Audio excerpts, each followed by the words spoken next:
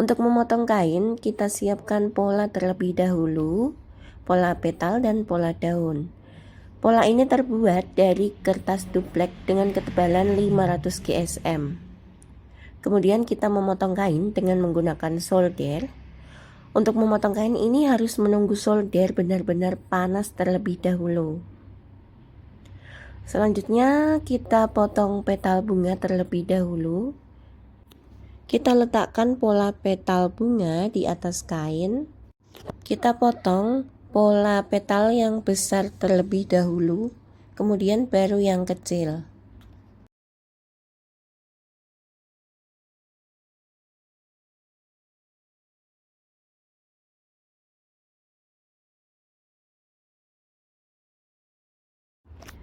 Dan ini hasilnya dari potongan dengan menggunakan solder. Kita potong untuk petal yang besar jumlahnya 5, yang kecil jumlahnya 3. Lalu kita memotong untuk daunnya, kita potong sebanyak 2 lembar. Memotongnya sama seperti tadi saat memotong petal bunga.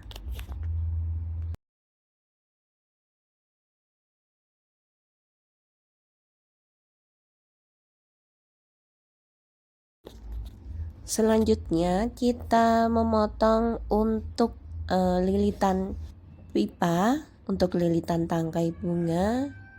Untuk lebarnya lilitan sekitar 5 cm.